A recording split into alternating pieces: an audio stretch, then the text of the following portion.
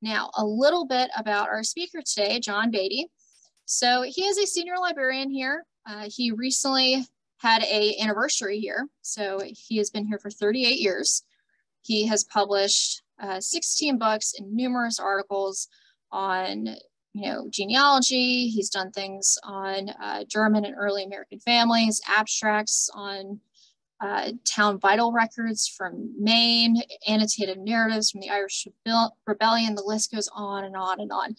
But he knows a lot about New England in this time period. He knows a lot about the Salem witches because he has his own connection to it. Might not be the way you think, though. So I am going to disappear and let John get started. Thank you all for coming out today. Aside from perhaps the landing of the Mayflower and the first Thanksgiving, no other event in the history of 17th century colonial America has captured the public's imagination more vividly than the Salem Witchcraft Trials of 1692.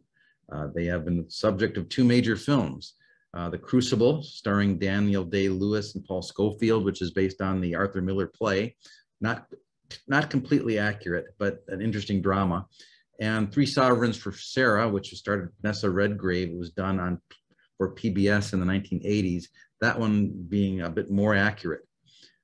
Over the years, historians have advanced various theories about what caused the hysteria and how best to interpret it from a modern perspective. We'll be looking today at some of those theories. If you have ancestors who lived in Suffolk, Middlesex, and especially Essex counties, Massachusetts in the 17th century, you may have wondered whether you descend from one of these unfortunate men and women accused of witchcraft, or conversely, one of those who made accusations against neighbors, or one of the judges presiding at the trials. Chances are good that even if you are not a direct descendant, you may have some family connection with some of them, a sibling or a cousin of an ancestor who was in some way connected with the event, or even someone who may have signed a petition on behalf of one of the accused. That's the case of me. I don't have any of the witches in my ancestry, but I am related to a person who signed a petition on behalf of one of the accused, attesting to her good character. So what I would like to do today is to provide an overview of the events that made up what is known as the Salem witchcraft hysteria, discuss some of the theories that have been proposed to explain it, look at some of the people accused, and finally show some examples of some of the genealogical sources available for researching the people involved in this event. Accusations of witchcraft occurred all over the world in the 15th, 16th, and 17th centuries. In Germany, thousands of accused witches were burned at the stake. Hundreds more were executed in Scotland during the same period.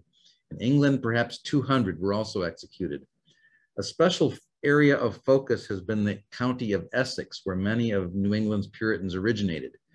Between 1645 and 1647, during the English Civil War, when the Puritan government of Oliver Cromwell ruled England, Matthew Hopkins, a self-appointed investigator with the title Witchfinder General, accused many people of practicing witchcraft and sent as many as 300 women to their deaths. Vincent Price played him in the movie, but it's not an accurate depiction.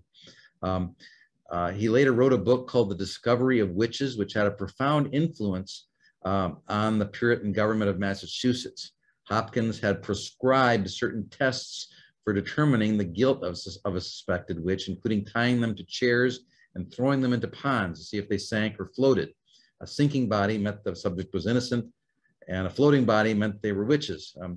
They also examined bodies for so-called witch marks, which were often hidden and could be revealed by the pricking of pins. These persecutions helped put the witchcraft hysteria in New England into some perspective.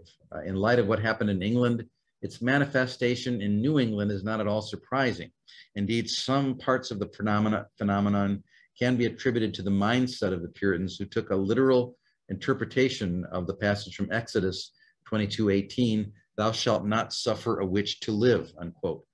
They believed that the devil was not an abstract being, but an actual incarnate creature that lurked in the woods of New England. With a variety of invisible supernatural powers, he was able to interact directly with witches, causing them to make contracts by signing his book, and who then were able to make themselves appear to others through apparitions. Any misfortune or mishap that occurred in a town or befell a member of a community carried a divine message, requiring at the very least inner repentance. Some mishaps, however, were considered the direct work of Satan. So the possibility of witchcraft had always lurked under the surface of Puritan society, even before Hopkins's book made the search of witches more popular. Before the Salem Village outbreak, 11 women and 1 man had been executed for witchcraft in Massachusetts and Connecticut. They included Alice Youngs of Hartford in 1647, Margaret Jones of Charlestown, and Mary Johnson of Hartford, both in 1648, Alice Lee Lake of Dorchester, and Elizabeth Kendall of Cambridge in 1650, Mary Parsons of Springfield and Marjorie Bassett of Fairfield, Connecticut in 1651, Mary Knapp of Hartford in 1653, Anne Hibbins of Boston in 1656, Mary Sanford, Mary Barnes, Nathaniel Greensmith and his wife Rebecca, all of Hartford in 1662, and Anne Glover of Boston in 1688. Many more unfortunates had been accused during these years, but not convicted. Each of the executions had been isolated events and not part of large-scale hysteria. It should also be noted that in many instances, the courts tried to determine the truth of the accusations in good conscience, using all of the methods prescribed by English common law at that time. Still, there were certain characteristics that defined many of those accused of witchcraft that helped us put the Salem Village events into context. Historian Richard Godbeer observes that while both men and women could be targets, 4/5 of those tried for witchcraft in New England were women. Quote, especially vulnerable, he says, were women who had passed menopause and thus no longer served the purpose of procreation, women who were widowed and so neither fulfilled the role of wife nor had a husband to protect them from malicious accusations, and women who had inherited or stood to inherit property in violation to the expectations that wealth would be transmitted from man to man. Women who sometimes seemed duly aggressive and contentious, or who failed to display deference towards men in positions of authority, were also more likely to be accused.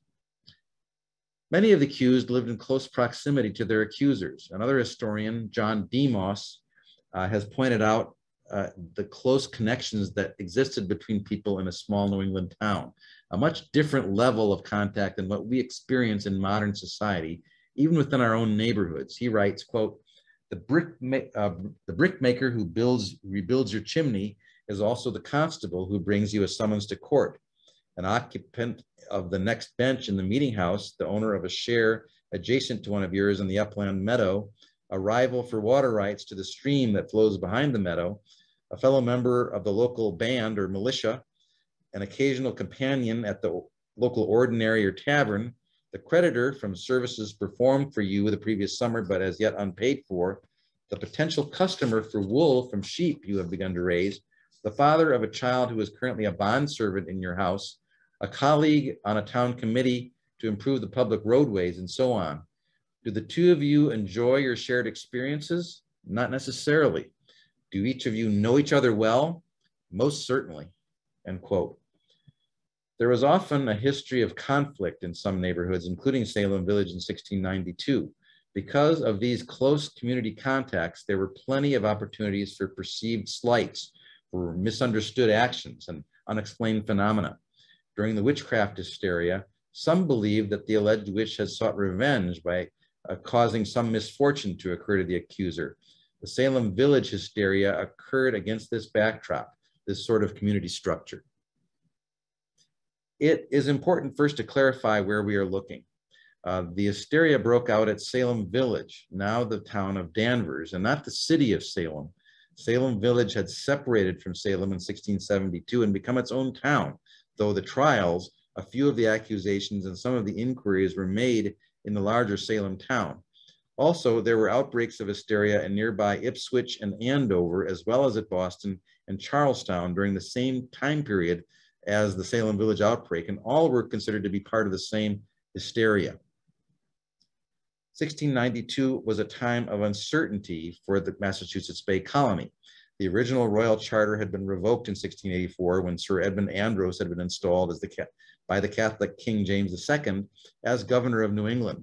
Unpopular from the beginning, Andros was forced to leave in 1689 when King James was deposed in the so-called Glorious Revolution that made the Protestant King William and Queen Mary the new reigning monarchs. England had approved a new colonial charter in 1691, and in the spring of 1692, a new governor, William Phips, who we see here, arrived in the colony. Phips created a new county judiciary to deal with the growing caseload of court matters, and he also established a special court of oyer and terminer to handle the problem. Additional anxiety existed throughout New England in the early 1690s unrelated to the charter. Increasing numbers of Anglicans and Quakers had begun to arrive in northern New England, and their presence threatened Puritans, many of whom believed the Anglicans were pagans and idolaters, and the Quakers were so depraved as to be possessed by Satan. Indian attacks were also on the rise in the aftermath of King Philip's War in 1675-1676, in which 1.5% of the white population lost their lives. Many Puritans believed that Indians worshiped Satan and were tangible instruments of his bidding. Richard Godbeer points out that Andover, Massachusetts, where there were actually more accusations of witchcraft in 1692 than at Salem Village, suffered a number of deaths in this new round of warfare, the only non-frontier community to have people killed when these new hostilities broke out. Then there was the nature of Puritanism itself that not only helped foster a belief in witchcraft, but also encouraged quarrels among neighbors. Salem Village was full of personal conflict in 1692. Neighbors disputed property lines and grazing rights of livestock. The church at Salem Village had undergone years of internal strife. Two earlier ministers, the Reverend James Bailey and the Reverend George Burroughs, the latter who was not formally ordained and would later be tried and convicted of witchcraft, had both left the church under a cloud when the congregation refused to pay them. Burroughs' successor, the Reverend Deodat Lawson, also left abruptly, but would return to play a role in the hysteria, testifying that he felt his family had been inflicted by infernal powers, since several family members had died. Lawson's successor, the Reverend Samuel Parris, is widely regarded as a key player in the witchcraft hysteria. He arrived in Salem Village with only about half of the congregation supporting him. He had helped to foment opposition because he had kept the congregation waiting for more than a year before he accepted the position. And when he did finally arrive in 1689, he was forced to receive a salary of only 66 pounds and the use of the parsonage, but he was refused the right to use firewood, usually set aside for the pastor. Parris's own personality made him ill-suited for settling conflicts. Instead of being a peacemaker, he set out on a mission to root out what he called iniquitous behavior among the members of his church and make them do public penance for small infractions. It did not increase his popularity. As strange as such actions may seem in a modern context, such rules were not unusual in a Puritan church. Within the context of Salem Village, however, they added to the tensions that were already brewing. To understand how a Puritan church worked, it is necessary to have some background on the culture of Puritanism.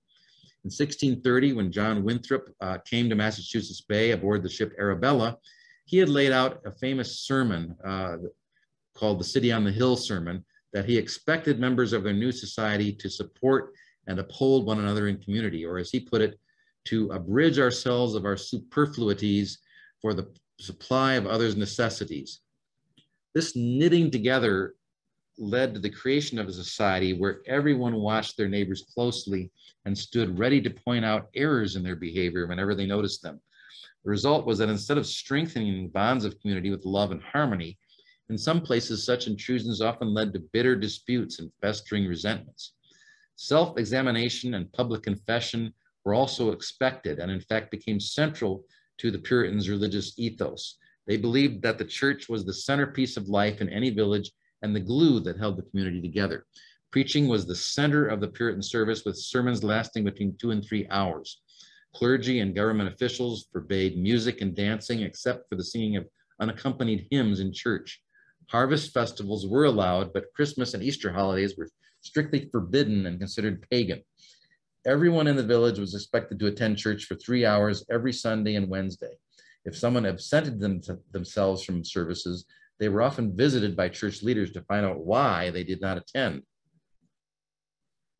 The outbreak of the hysteria at a Salem village began early in 1692 when Samuel Parris's daughter, Betty Harris, age 7, and his niece, Abigail Williams, age 11, began to experience fits of unexplained and unusual nature.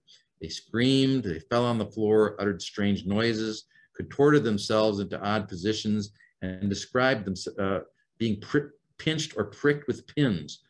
2 other girls in the neighborhood joined them, Ann Putnam, age 12, and Elizabeth Hubbard, age 17. Some of the girls are said to have learned voodoo and divination in the kitchen of the Parris parsonage from Tituba, an Indian slave owned by the Parris family. Tituba had tried to tell their fortunes by using the whites of eggs and mirrors in a kind of crystal ball. This form of white magic in itself was not unusual. Many settlers in New England, in addition to being Puritans, brought with them a belief in folk magic, the ability to heal the sick, tell fortunes, and offer protections against witchcraft. Those who practiced these customs were known as, quote, cunning folk, unquote. And while they and their superstitions were frowned upon by the authorities, they were not considered inherently evil. In fact, magic could be used for both good and evil, and these initial interactions with Tituba may have been nothing more than an expression of these folk practices. As the public attention of the girls' unusual behavior increased, so did the frequency of their fits. They began accusing members of their community as their tormentors. Their first targets were social outcasts: Sarah Sollart Good, Sarah Warren Osborne, and Tituba herself. Sarah Good, the wife of William Good, a weaver, was an odd woman known for begging. Sometimes she would utter words under her breath if someone refused her alms. In addition to being a tormentor, she was accused of sickening local livestock. The Goods were considered social outcasts because they were under the support of the town. Sarah's father, John Sollart of Wenham, had committed suicide by drowning in 1672, which added to the stigma surrounding the family. Sarah would be among those executed by hanging. Sarah Warren Osborne, the widow of Robert Osborne, had been absent from church for more than 3 years due to a protracted illness, a fact that stigmatized her before the congregation. She was involved in legal disputes with the Putnam family, which made her an enemy of Ann Putnam, the chief accuser among the afflicted girls. She died in jail in May 1692 and was never formally indicted or tried. Tituba, the slave woman, was a mysterious figure who was likely a Caribbean Indian rather than an African. At her trial, she freely admitted to being a witch and stated that witchcraft was being widely practiced in the village. Because of her confession, she was not executed, but instead encouraged the behavior of the girls to name others in the community as witches. More accusations followed in March 1692. This group included Sarah Good's 4-year-old daughter, Dorothy, who under interrogation implicated her mother at trial. Imprisoned for months, Dorothy was later released, but was reportedly never the same afterwards. Also accused was Martha Rich Corey and Rebecca Town Nurse, both from Salem Village, and Rachel Hatfield Clinton of nearby Ipswich. Mrs. Corey, the wife of Giles Corey, shown in the above 19th century image, had spoken out loudly against witchcraft accusations and was considered a social outcast because she had given birth out of wedlock to a mulatto child, or a biracial child, Benoni, before her marriage to Corey many years earlier. She was, however, a fully covenanted member of the Salem Village Church. Rebecca Town Nurse, widow of Francis Nurse, was an even more prominent member of the Salem Village community, a woman of good character and also fully covenanted church member. The nurses had been among those opposed to Samuel Parris's appointment to the church. However, and they were accused in a protected property dispute with the Putnams. Some historians believe that Ann Putnam, her chief, coerced into making her accusations against Nurse by Ann's father, Thomas Putnam, because of this land dispute. Richard Hatfield Clinton of Ipswich was a divorced woman who had early been accused of adultery and imprisoned. She was thus a social outcast, as Sarah Good had been. In April came more accusations and indictments as the hysteria picked up. The new defendants included Sarah Town Cloyce, Rebecca's nurse's sister, and Elizabeth Bassett Proctor, the wife of John Proctor. When Proctor protested his wife's arrest, he too was arrested. More accusations and arrests followed within a week, including Giles Corey, Martha's husband, a covenanted church member, but one who had been accused of theft in the past. Also accused was Abigail Hobbs, Bridget Playfer Bishop, and Mary Warren, the latter a servant in the Proctor household. The Bishop's case was most interesting. Mrs. Bishop's case was most interesting. She was accused of wearing red bodices and of keeping a tavern where people could play shuffleboard. She had previously married Thomas Oliver, a prominent businessman, and later Edward Bishop, a well-to-do owner of a sawmill. In addition to being accused of tormenting the girls, she was found to have puppets or dolls in her home, which were forbidden in Puritan culture and considered voodoo dolls. Bishop was also known to be very vocal and opinionated, which increased the public's dislike of her. Abigail Hobbs, a girl of about 15, was accused with her father and stepmother, William and Deliverance Hobbs. Abigail and Deliverance both confessed to being witches under interrogation, which ironically saved them. They in turn accused Sarah Averill Wilds of Ipswich, apparently because her son Ephraim had been the constable that arrested them. As the month wore on, there were more accusations and arrests. I won't list all of them, but certainly the sister of Rebecca Nurse, Mary Town Esty, was one of the most prominent. Edward Bishop Jr. and wife Sarah of Salem Village, who were Bridget Bishop's stepchildren. The Reverend George Burroughs, the former minister of Salem Village, Mary English of Salem, Dorcas Galley Hoare of Beverly, and Susanna North Martin, widow of George Martin of Amesbury. Susanna had been accused of witchcraft previously as far back as 1661, so she had a checkered past in the eyes of the community, but she was also a very successful farm owner. She had a sharp tongue, however, that irritated her neighbors. In May, 26 more indictments were issued, and I won't read all of them, but they included on the list were Martha Allen Carrier, the wife of Thomas Carrier of Andover, her sister Mary, and Mary's husband, Roger Toothaker of Salem. Also accused were George Jacobs of Salem Village and many members of his family, John Willard of Salem Village, a constable who had refused to arrest persons he believed were innocent, Alice Parker, the wife of John Parker of Salem, who had once publicly scolded her husband for drinking too much, Mary Ayer Parker of Andover, who may have been senile, Anne Greenslit Pudiator of Salem, an impoverished widow, Wilmot Redd, widow of a fisherman named Samuel Redd of Marblehead, also impoverished, Elizabeth Jackson Howe, the wife of James Howe of Ipswich, and Samuel Wardwell, an Andover farmer and carpenter. As many more accusations followed through the summer, they were tied to personal disputes. One of the most prominent of the accused was Abigail Dane Faulkner, daughter of Andover's minister, the Reverend Francis Dane. As such, she was not a social outcast, but it was instead a wealthy and socially upstanding woman whose husband, Francis Faulkner, had become ill. The court had previously granted her administration of his estate, and thus she had control of more property than many of the men in Andover, making her a target of jealousy. Her father had also publicly doubted the testimony of the girls, accusing others of witchcraft. In order to respond to the initial accusations from the previous March, the Court of Oyer and Terminer convened in Salem town in June 1692. Serving as chief magistrate was William Stoughton, the new lieutenant governor, while Thomas Newton was the crown attorney and chief prosecutor.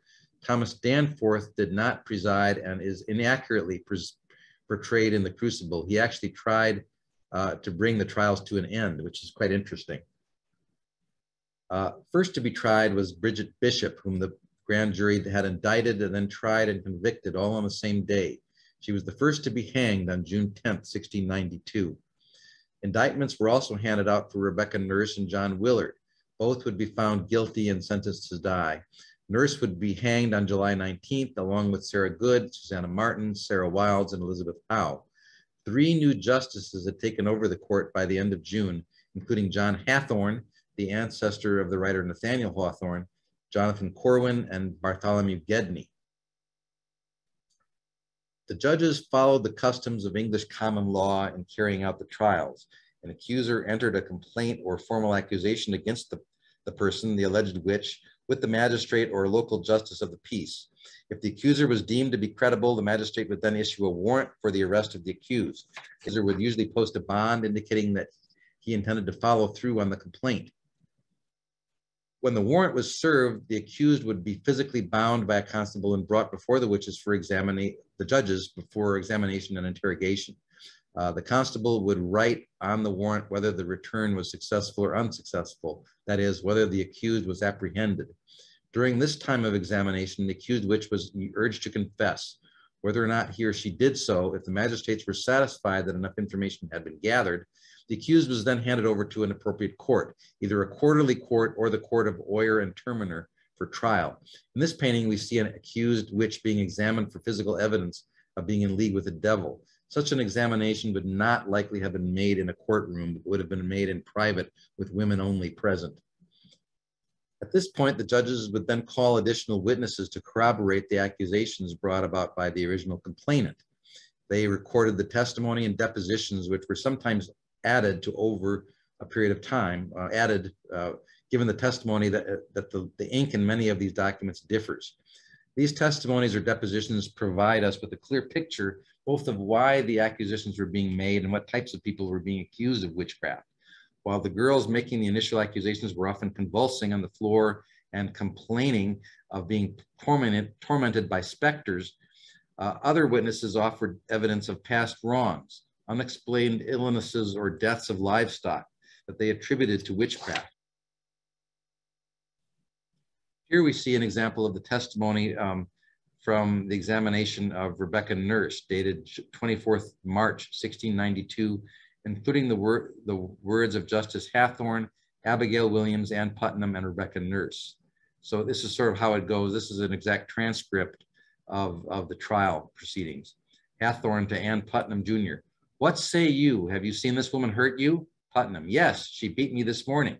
Hathorne, Abigail, have you been hurt by this woman? Williams said, yes. Then Ann Putnam, in a grievous fit, cried out that she hurt her.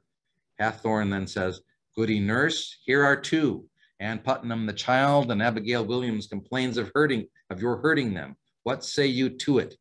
Nurse, I can say before my eternal Father that I am innocent, and God will clear my innocency. Goodman Kenny then complained that when Nurse came into the house, we was seized of an amazed condition, end quote. Hathorne, here are not only these, but here is the wife of Mr. Thomas Putnam, who accuseth you of, by credible information, that both of tempting her to iniquity and of greatly hurting her. Nurse, I am innocent and clear, and have not been to get out of doors these 8 or 9 days. Hathorne, Mr. Putnam, give in what you have to say. Edward Putnam then gave his testimony. Hathorne says, is this true, Goody Nurse? The nurse says, I have never afflicted no child, never in my life. Hathorne, you see these accuse you, is it true? Nurse, no. Hathorne, are you an innocent person relating to this witchcraft? Here Thomas Putnam's wife cried out, did you not bring the black man with you? Did you not bid to tempt God and die? How oft have you ate and drunk your own damnation? Hathorne, what do you say to them? Nurse, oh Lord, help me. Then she spread out her hands, and the afflicted were grievously vexed. Hathorne, here are 2 grown persons now accuse you. What say you? Do you not see these afflicted persons and hear them accuse you? Nurse, the Lord knows that I have not hurt them. I am an innocent person. Hathorne, it is very awful to see these agonies, and you, an old professor, thus charged with contracting with the devil by the effects of it, and yet to see you stand with dry eyes when these are so many. Nurse, you do not know my heart. Hathorne, would you do well if you are guilty to confess and give glory to God? Nurse, I am as clear as the child unborn. So that's sort of how the testimony would run. You get an idea of it. The most controversial aspect of the trials was the use of what was termed spectral evidence. A witness could claim to have seen the apparition of an accused witch afflicting them. The court wrestled with the theological implications of such an accusation, with the argument returning on whether the accused witch had to give the devil permission to use their shape for an apparition, thus making them complicit in his actions. But opponents argued that the devil could assume any shape with or without the subject's permission. For most of 1692, the period of the trials, the judges accepted the premise that the subject had to give permission, which meant that the afflicted girls could accuse anyone of tormenting them, and the accused had no way to defend themselves. There were other types of evidence, some admissible in court and some not. A popular folk method involved making what was called a witch cake. Some rye meal was mixed with the urine of an afflicted girl and then fed to a dog. As the dog bit into the cake, the witch afflicting her would cry out in pain in the belief that her effluvia, the venomous particles by which the bewitched girl, which would remain in the urine, would then afflict the person. Mary Walcott, the aunt of one of the afflicted girls, made such a cake at the start of the hysteria in February 1692, but she was discovered by Samuel Parris and forced to make a confession before the congregation using white magic, even though her intentions were good. The courts in Andover did accept the use of the so-called touch test in September 1692. The accused witches were blindfolded and their hands were placed on a girl having a spasmodic fit. If the fit stopped, it meant the accused was guilty of afflicting her. They believed the venom emanating from the witch into the victim would return to the witch when touched. They also examined the bodies of witches for moles or birthmarks, which were insensitive to the touch, and they searched the premises of accused witches for puppets and books about palmistry or horoscopes. After the executions on July 19th, there were two more major execution dates. On August 19th, 5 were hanged, including Martha Carrier, John Willard, George Burroughs, George Jacobs, and John Proctor. On September 22nd, the last of the executions occurred with the hanging of Mary Estey, Martha Corey, Ann Putiator, Samuel Wardwell, Mary Parker, Alice Parker, Wilmot Redd, and Margaret Scott. 2 others were convicted, Elizabeth Proctor and Abigail Faulkner, but were temporarily reprieved because both were pregnant. Both ended up surviving the hysteria. 5 more women were convicted and condemned, but their sentences were never carried out. They included Anne Foster, who died in prison, her daughter Mary Lacey, Abigail Hobbs, Dorcas Hoare, and Mary Bradbury. Perhaps the most unusual death was that of Giles Corey, aged 80, the husband of Martha Corey, who refused to enter a plea when accused of witchcraft, knowing that by refusing the court would not be able to seize his estate. The judges forced him to undergo a punishment called peine forte et dure, which means whereby he was placed under a board with stones piled on his chest. They continued piling on the stones until he was crushed to death. By the fall, the hysteria had begun to die down for a variety of reasons. A number of prominent people in the colony had been accused, and even more importantly, several officials had begun to doubt the methods used for trying witches, specifically the reliance alone on spectral evidence. Increase Mather, one of the most prominent ministers, openly criticized the trials and wrote, "It were better than 10 suspected witches should escape than 1 innocent person should be condemned." He wrote this in direct contradiction of his son, Cotton Mather, who had earlier written a pamphlet, Wonders of the Invisible World, which had defended the trials. It was clearly a case of the more respected father reprimanding his son. The last witchcraft trial was held in May 1693, but there were no more convictions, and all those still imprisoned or awaiting trial were pardoned. Within a very short time, society experienced a complete change of heart over the whole affair.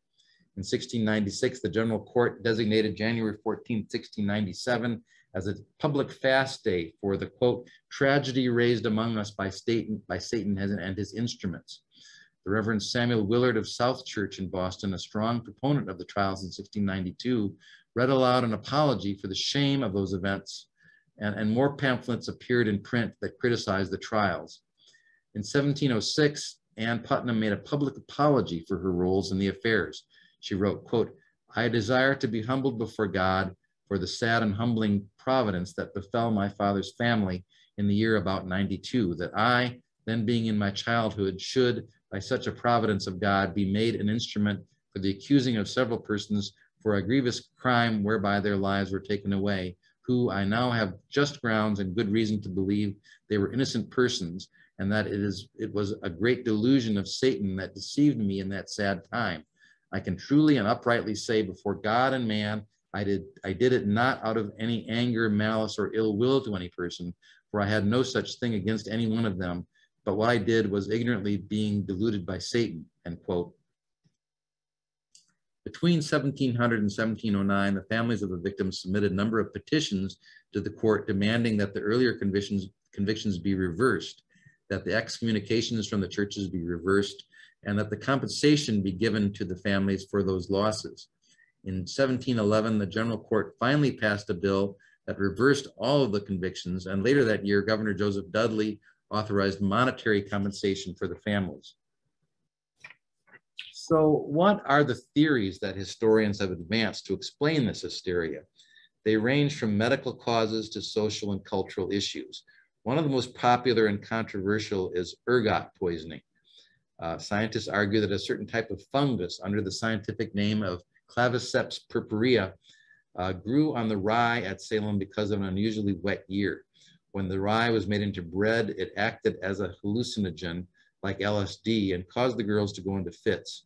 Similar outbreaks of ergot poisoning in Europe in the 16th century also resulted in witch trials.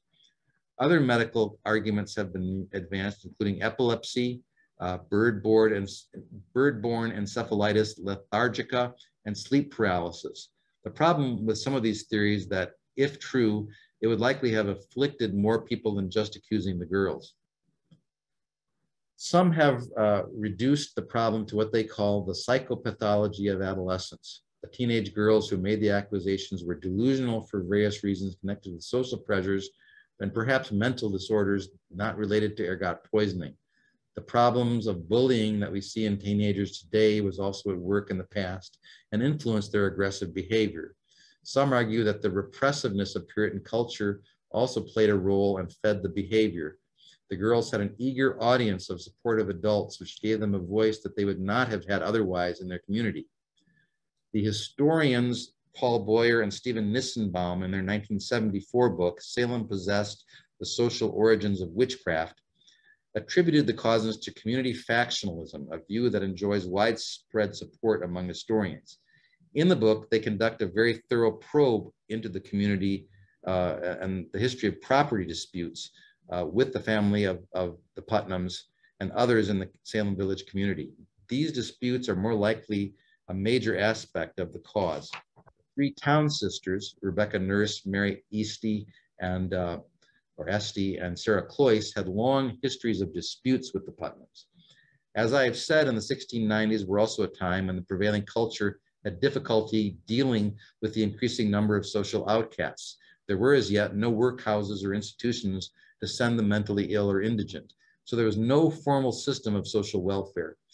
Witchcraft accusations, says Richard Godbeer, resulted as a response to unwelcome requests of neighbors in need. It also came about from the convergence of three components of the Puritan culture: the inability to explain or control illness and other misfortunes that befell the community, a deeply held belief in the presence of supernatural forces, and the very personal nature of interactions among neighbors in small communities. As genealogists, then, how do we approach the witchcraft hysteria? How do we find if our ancestors were involved? And there is at present no comprehensive source that traces the genealogies of all the accused witches or the families of their accusers. Some works have attempted to sketch out family relationships, however, and there is an excellent source that contains accurate transcripts of all the witchcraft trial material. This 2009 book is titled The Records of the Salem Witch Hunt, which was edited by a team led by Bernard Rosenthal and published by Cambridge University Press. It is probably the most complete scholarly work available on the sources of the trials. It has been reviewed with much critical acclaim, and we have a copy of it here. There's an appendix in the back listing everyone listed in any way with the event. Not only the accused witches and their accusers are included, but also the people in the community who signed petitions on behalf of the accused witches. Rosenthal lists the maiden names of the women and the parents of each person, if known, along with the dates of birth and death. This is a genealogical gold mine, and if you have ancestors in Essex and Middlesex counties in the 1690s, there's a good chance you will find some connection. This is probably the first or one of the first sources you should consult. The book also concludes very detailed transcriptions of all the surviving court proceedings relating to the hysteria. You can read the texts of accusations, the transcripts of interrogations of the accused, and in doing so, see in detail how the court system worked. Indeed, this is a tremendous resource giving us the best published record of these events. A good bibliography on witchcraft trials comprises the rest of the book. All of these elements combine this to make the most essential tool for doing research on the trials. It does not contain a lot of genealogical information, however, outside the biographies of the participants.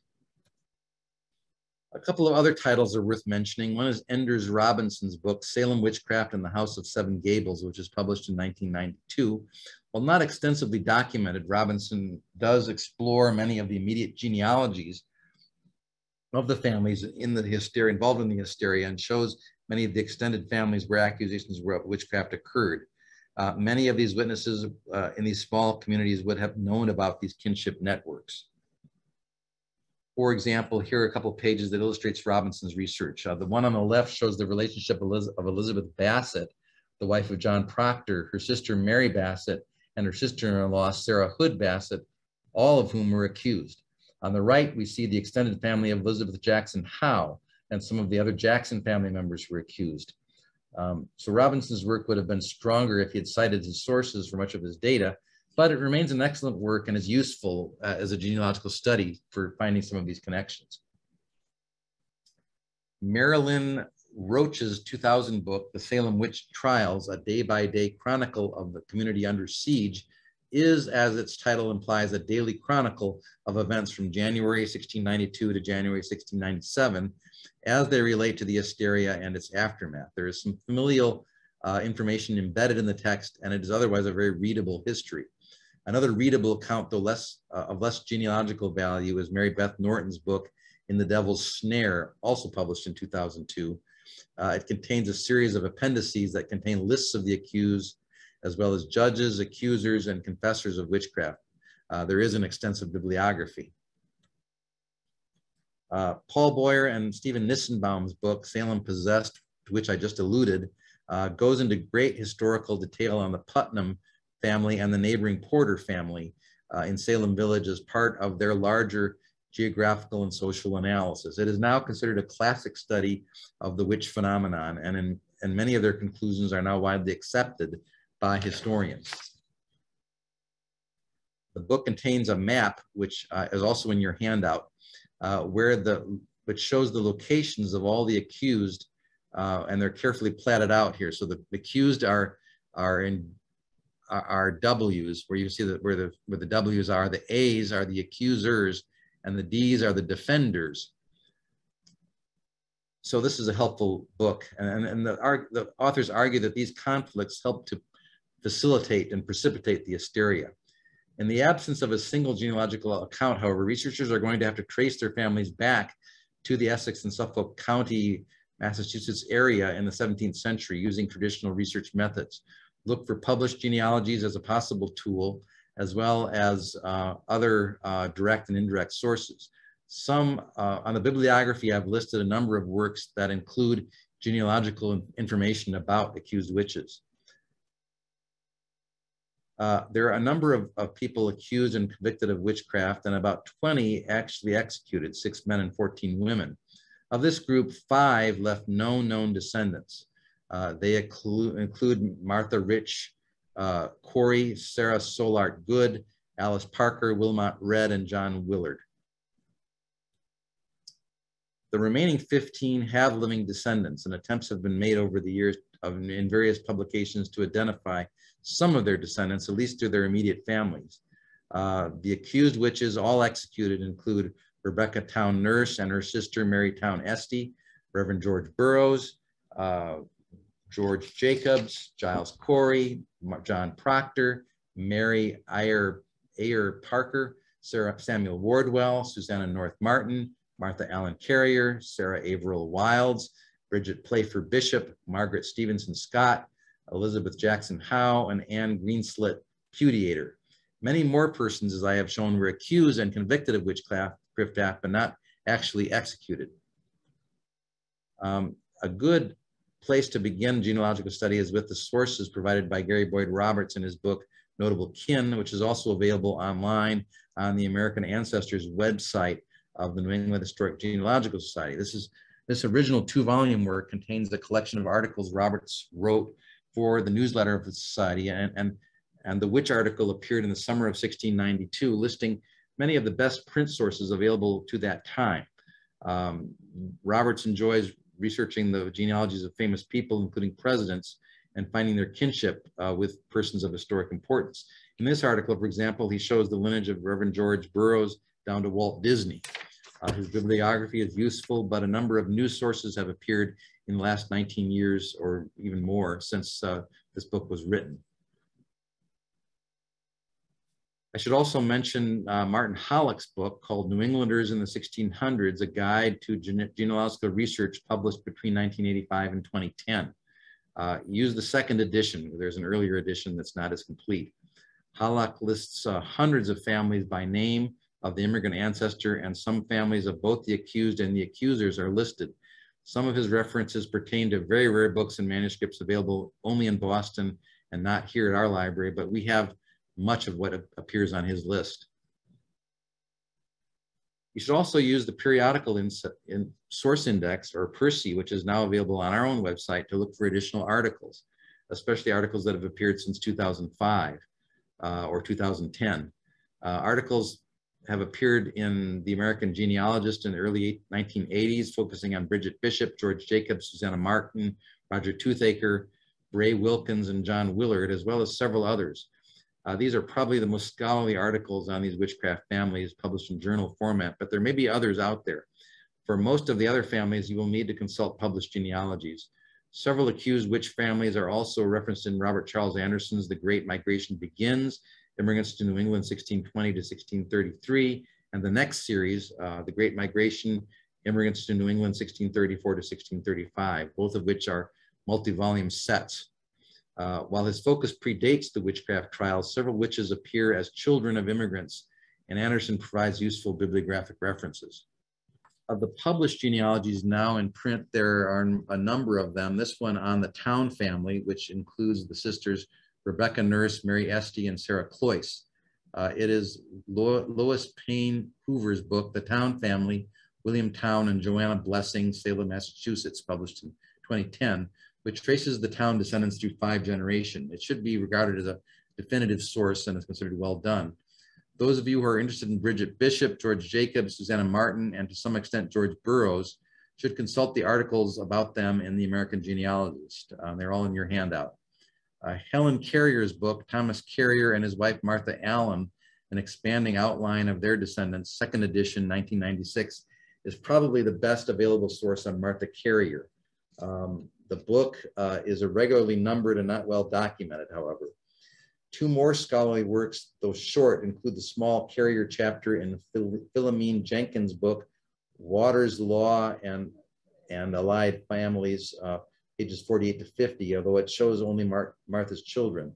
The Allen family is discussed at some length in Mary Lovering Holman's book, The Ancestry of Charles Stinson Pillsbury and John Sargent Pillsbury, published in 1938 and considered one of the classics of New England families. I think that one is digitized on Family Search. You can go there and read that one. Mary Ayer Parker, the wife of Nathan Parker, is more elusive. Her Ayer ancestry is treated by Holman's Pillsbury book also, but her children and descendants are not listed. The New England Historic Genealogical Society has published a manuscript by W.L. Holman called Andover Ancestry Volume 2. According to Roberts, this work is the most authoritative on the Parker descendants, but you have to go to Boston to view it because it hasn't been digitized. Sarah Averill Wilds is treated in 2 different sources. Her ancestors and immediate family are included in Clara Avery's Averill Avery family, published in 1914. And for her descendants, you should look at Walter Goodwin Davis's book, Massachusetts and Maine Families in the Ancestry of Walter Goodwin Davis, Volume 3, which covers this family. Margaret Stevenson Scott and her husband Benjamin Scott are traced in Mary Lovering Holman Scott genealogy, published in 1919. That one should also be digitized and online. It's not as well documented, but it is scholarly and best work in print. Elizabeth Jackson Howe's family is referenced in Daniel Waite Howe's book, Howe Genealogies, published in 1929. Her Jackson ancestry is not traced beyond her parents, William and Deborah Jackson, but her descendants are listed. Unfortunately, the book is not documented. And Pudiator is probably the least studied of the executed witches. She is mentioned in passing in the Genealogical Dictionary of Maine and New Hampshire, but there is as yet no definitive record of her immediate descendants. Giles Corey's family is treated in an article by Eleanor Spillers in the 1985 issue of the Essex Genealogist. His descendants are all from his first marriage and not from his second marriage to Martha, the executed witch. Some Corey material appears in Curley's book, History of Salem, Massachusetts, and there's also a reference in volume 4 of Albertus Corey's Genealogy, a volume at the New England Historic Genealogical Society, but not a book we've been able to obtain here, although we've tried. Records of the Reverend George Burroughs family have been diffused over a number of sources listed in your bibliography. His royal ancestry is traced in Frederick Lewis Weiss's ancestral roots of certain American colonists, which have, while there have been articles on his immediate parentage and family in the American Ancestor periodical. Two more convicted witches, John Proctor and Samuel Wardwell, both have been featured in very scarce published genealogies that the Genealogy Center has not been able to acquire. They're both available in Boston. Wardwell's family and some of his descendants are traced in S.D. Biles' book, Samuel Wardwell of Andover and a Line of His Descendants, available at the New England Historical Genealogical Society. And Proctor's family is in Leland Proctor's, John Proctor of Ipswich, and some of his descendants, also in Boston. We do have A. Carlton Proctor's book, Proctor Genealogy 1596 to 1979, which does trace some descendants of John Proctor Jr. and Elizabeth Bassett. Probably not the best Proctor source in our collection, or probably is the best one, but not documented. I have included in the bibliography a variety of other references to other accused and convicted persons who were not executed. They include Abigail Dane Faulkner, Roger Toothaker, Joanna, Mary and Martha Tyler, Mary Barker, Mary and Sarah Bridges, Sarah Cole, Mary Perkins Bradbury, Sarah Hawkes, Ann Dolliver, Dudley Bradstreet, Captain John Alden, Dorcas Galley Hoare, and several others. Robert Anderson's discussion of her score in his Galley family section in the Great Migration series brings to light her crime ring, which provides some insight in the general feeling against her because she was already a social outcast. So that's the final slide. What should we as genealogists take away from the witchcraft hysteria? For one thing, the court records, such as they are sad and very disturbing to read. They document the miscarriage of justice on a large scale against a group of innocent people. We cannot help but be sobered by what we read and the cruelty that seems to have been perpetrated in some cases. Yet the prosecution of witchcraft was on the wane, and the hysteria was one of the last gasps before it disappeared from the annals of North America and Western Europe. Second, the hysteria offers us an extraordinary glimpse into the lives of everyday people in the late 17th century.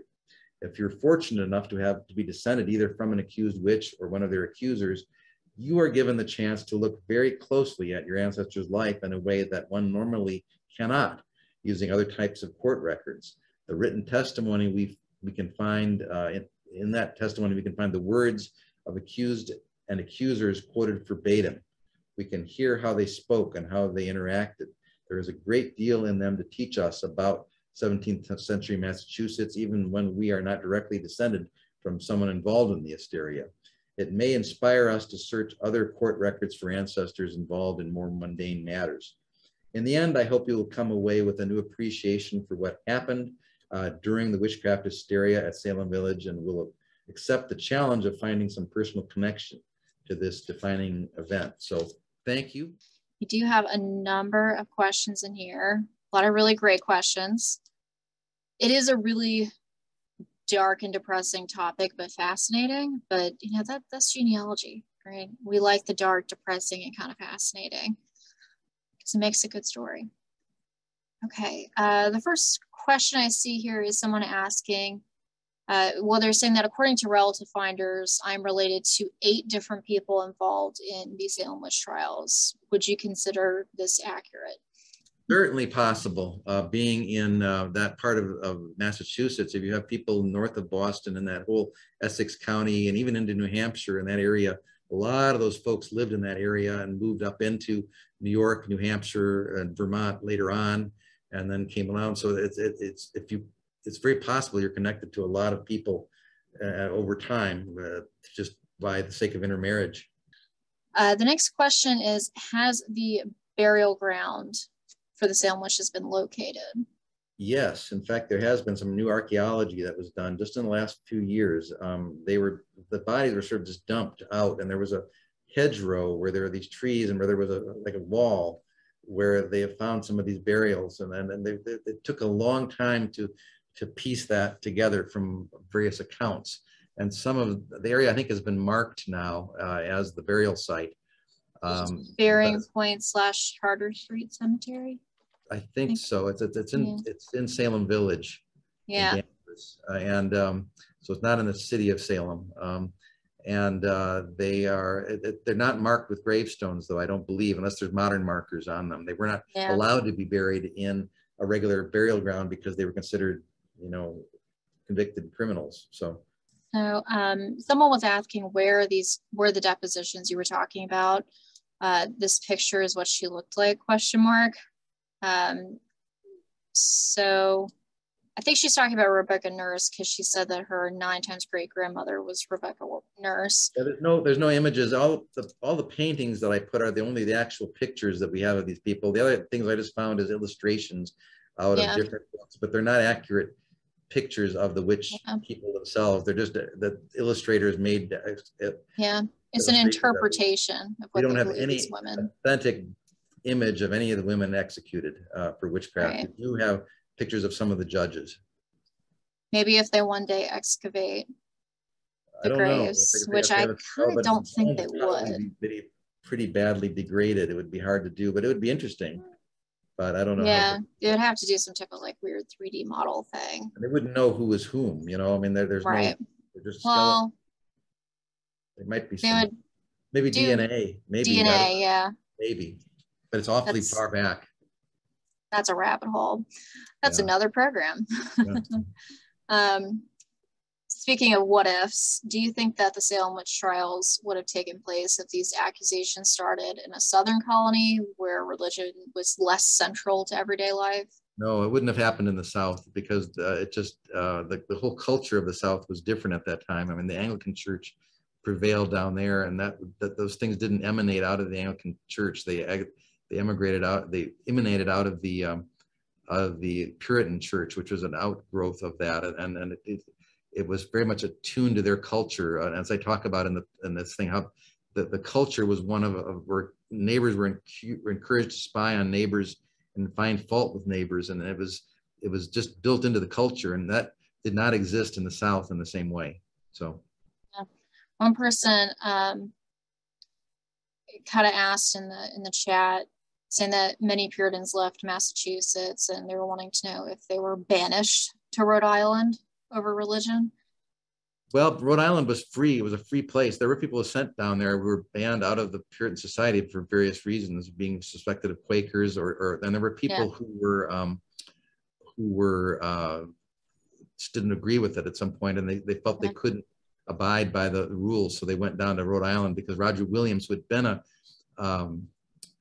Puritan minister, found he couldn't at the time abide by their laws, and so he felt that he couldn't accuse anyone of not being a Christian who professed Christianity. So therefore he accepted everyone, including Indians, and they went down and founded a church in Providence, and they regarded him as a heretic, obviously, but his colony was a refuge, a haven for people wanting to flee out of this. So interesting.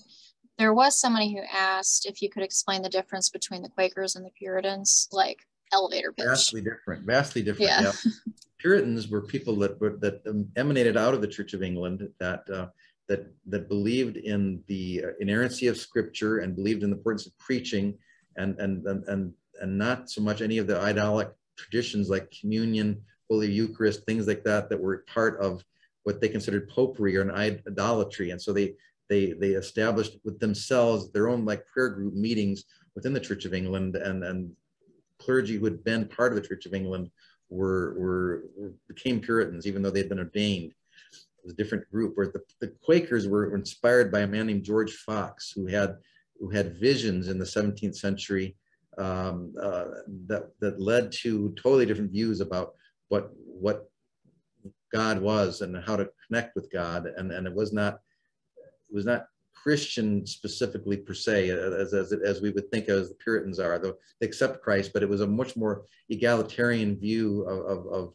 finding an inner light that one had from God, and then forming fellowship with those beliefs, and that had a quality of women involved, and there was a very different views towards the whole worldview of it.